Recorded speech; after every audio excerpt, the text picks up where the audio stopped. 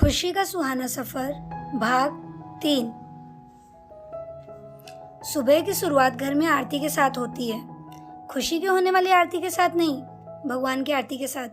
पूजा करने के बाद खुशी की माँ किचन में नाश्ता बनाने के लिए चली जाती है और नाश्ता तैयार होने वाला होता है तो वो दुबे जी को जगाती है। उसके बाद वो दीपक के कमरे में जाती है। वहाँ देखती है कि वो पहले ही उठ चुका है और माँ से पूछता है, माँ खुशी दीदी जग गई?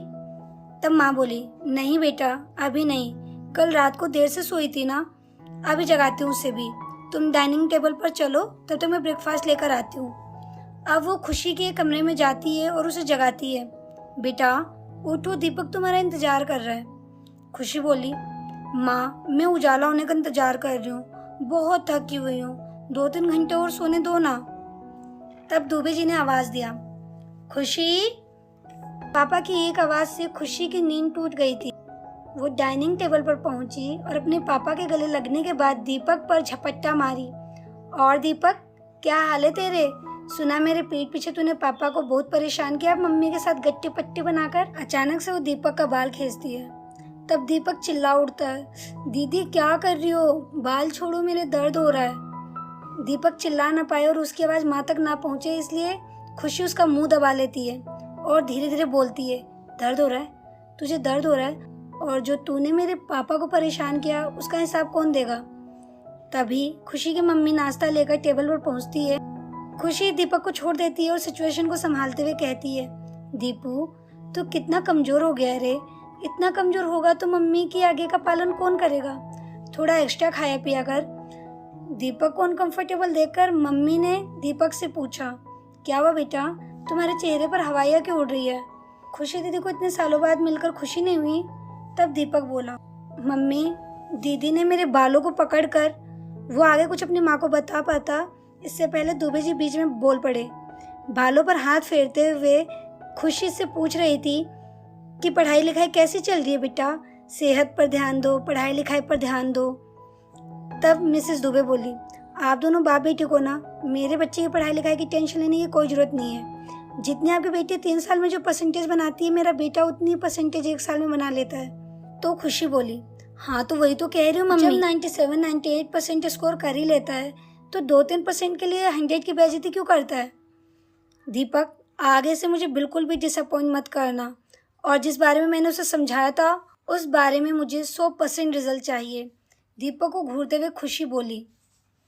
तब माँ बोली, खुशी समझाया तो कल रात को मैंने भी था कि अगर तुम्हारा रिजल्ट आता है और बिना किसी सब्जेक्ट में 8 के पास हो जाते हो तो ठीक है, वरना अगर 10वीं की तरह बाय ग्रेस पास हुई तो। तब दुबे जी को गुस्सा आ जाता है और बीच में बोल पड़ते हैं, तो क्या तुम्हारी इसी धमकी भरे रवैये की वजह से बच्ची नर्वस हो जाती है और अच्छे मार्क्स तो क्या, इससे पास होने के भी लाले पड़ जाते हैं। अब खुशी बड़ी हो गई है तो तुम्हें इसके साथ डांट फटकार बिल्कुल बंद करनी होगी।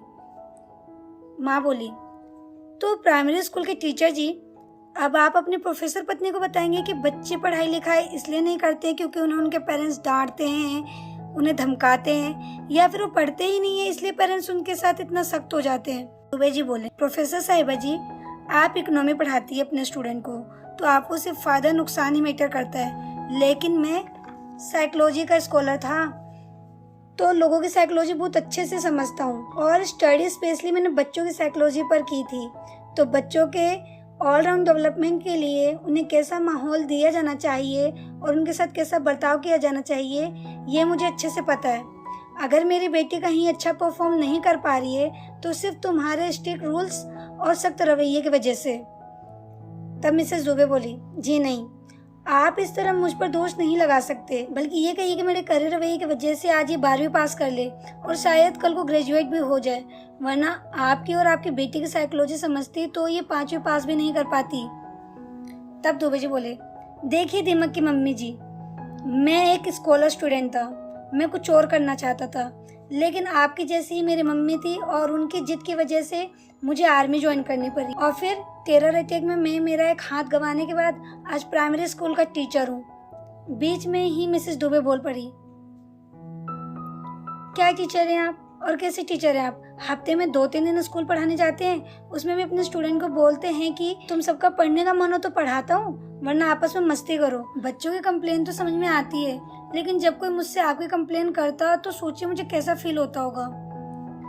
दुबे जी बोले, अरे अपने स्टूडेंट का मैं फेवरेट टीचर हूँ। एक बार की बात है, यूं ही किसी ने अफवाह उड़ा दी कि मुझे स्कूल के टीचर पद से इस्तीफा देने को कहा गया है, तो बच्चों ने धरना प्रदर्शन कर दिया और तब तक जिद पर अड़े रहे जब तक अथॉरिटी के सामने आकर ये एक्सेप्ट नहीं किया कि तुम्हारे टीचर यहीं रहेंगे और तुम्हें यही टीचर पढ़ाएंगे। और उससे भी बड़ी बात, मेरे स्टूडेंट मेरे पढ़ाए सब्जेक्ट में सबसे ज्यादा मार्क्स लाते हैं, क्योंकि मैं ये जानता हूँ कि बच्चों को डरा धमका कर पढ़ाने से ज्यादा उन्हें कंफर्ट जोन में पढ़ाना उनके लिए ज्यादा बेनिफिशियल होगा। पर ये बात एक साइकोलॉजी स्कॉलर ही समझ सकता है। प्लस माइनस, लाभ हानि, घाटा मुनाफा, प्रॉफिट लॉस से मतलब रखने वाले मीन प्रोफेसर नहीं। गुस्से में झल्लाते हुए दुबे जी ने अपनी लाइन पूरी की। तब मिसेस दुबे थक हार कर अपनी बात को खत्म करने की चाह में अपनी बात रखते हुए बोली, दुबे जी, मैं कहाँ मीन हो रही हूँ? मेरी जितनी भी जिम्मेदारी आप तीनों के लिए है वो सब निभाती हूँ। बदले में आप दोनों बाप बेटे से क्या चाहती हूँ? सिर्फ सिस्टम को फॉलो करना। दीपक सिर्फ 12 साल का बच्चा है, लेकिन इसे अच्छे से पता है कि उसके लिए, उसके भविष्य के लिए और घर में शांति बनाए रखने के लिए उसकी क्या जिम्मेदारियां हैं, और उसे निभाता भी है। वो सही गलत में फर्क समझता है। पर आप दोनों बाप बेटी की वजह से घर में कलेश का माहौल रहता है। आपको अपनी सेहत का ध्यान नहीं है और इस लड़की को अपने भविष्य का। और एक बात समझने की कोशिश कीजिए, जो लोग आपके सामने बड़ी तारीफ करते हैं ना आपकी कि दुबे जी बहुत खुश मिजाज हैं, हंसमुख है, उनके आसपास पॉजिटिव वाइब्स आती है, वहीं लोग आपको अल्लड़ बचकानी हरकतें करने वाला बुद्धा बोलते हैं। तब दुबे जी बोल पड़े, तो पीठ पीछे तो लोग आपको भी खुशित प्रोफेसर बोलते हैं, लेकिन मैं तो लोगों की बातों का बुरा नहीं मानता, क्योंकि मैं जानता हूँ कि यहाँ वो बिल्कुल सही है, कुछ गलत नहीं है। इतनी देर से हो रही बहस को बच्चे बड़ा एंजॉय कर रहे थे, मगर यहाँ दुबे जी के डायलॉग और एक्सप्रेशन को देखकर दोनों बच्चे हंस पड़े, तो साथ में दुबे जी भी हंस पड़े। तब मिसेस दुबे बात को काटते हुए बोली, अच्छा मुझे लेट हो रहा है, मैं कॉलेज के लिए रेडी होने जा रही हूँ, आप दोनों को जो अच्छा लगे वो करिए। तब दुबे जी बोले, तो ठीक है, फिर मैं थोड़ी सी खीर बनाकर खा लेता हूँ। दुबे जी ने चुटकी लेते हुए बोला। तब मिसेस दुबे दांत पीसते हुए खुशी के पास गई और उसका हाथ पकड़कर बोली, खुशी, अपने पापा की रिसेंट मेडिकल रिपोर्ट्स देखना और टाइम मिले तो डॉक्टर शर्मा से भी मिलकर आना और अपने पिता के खराब हेल्थ की बारीक से बारीक डिटेल लेना।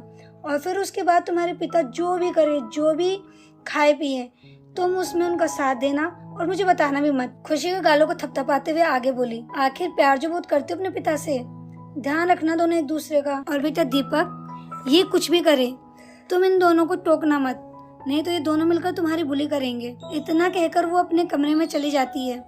दुबे जी भी वहाँ से चले जाते हैं। उनके जाने के बाद खुशी बोली, पता नहीं वो कौन से बच्चे होते हैं जो माँ बाप को आर्गुमेंट करता देख डिप्रेशन में चले जाते हैं, लेकिन हमें तो मजा आ जाता है अपने पेरेंट्स को झगड़ा करते देखकर। कितनी क्यूटली झगड़ते हैं दोनों, है ना दीपक? दोनों हंसने लगते हैं।